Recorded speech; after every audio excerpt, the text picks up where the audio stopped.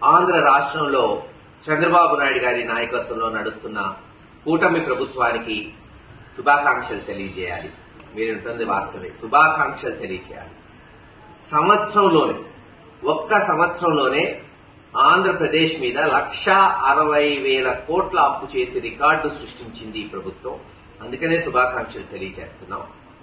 మరి గతంలో జగన్మోహన్ రెడ్డి గారు 5 సంవత్సరాలలో 3,30,000 కోట్లు, అంటే సంవత్సరానికి సగటు 65 నుంచి 66,000 కోట్లు అప్పు చేసి సంక్షేమం, అభివృద్ధి, పాలనా సౌలభ్యం అనేక కార్యక్రమాలు చేపడితే ఒకే ఒక్క సంవత్సరంలోనే మరి 1,60,000 కోట్లు అప్పు చేసింది ప్రభుత్వం.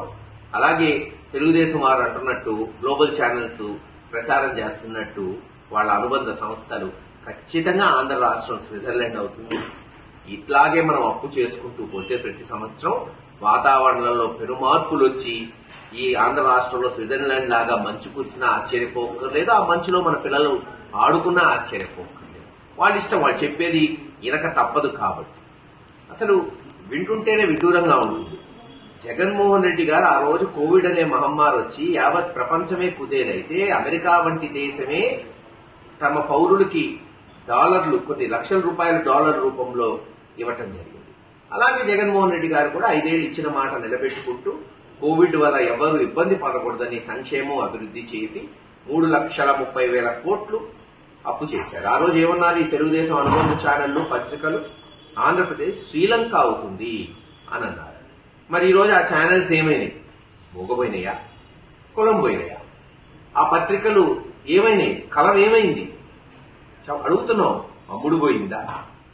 ఈ రోజు మరి ఎందుకు రాయట్లేదు?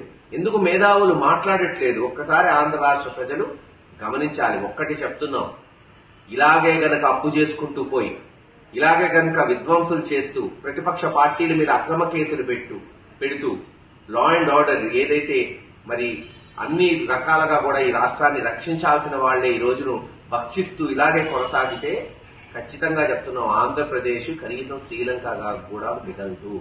ఆఫ్రికా దేశంలోని సుడాన్ అవ్వటం ఖచ్చితంగా జరిగిద్ది ఇలాగే గనక ప్రభుత్వం ఇటువంటి పాలన కొనసాగితే. మరొక విషయం, చంద్రబాబు నాయుడు గారు చెప్పారు, తానే సంస్కరణలు తీసుకొచ్చాను, విద్యుత్ని ₹1 పెంచను, నాణ్యమైన విద్యుత్ని ఇస్తాను అని.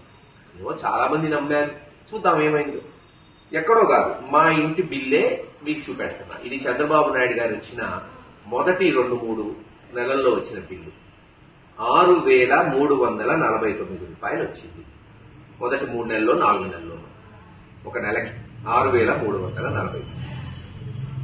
గత నెల ఈ నెల వచ్చిన బిల్లు 16,800.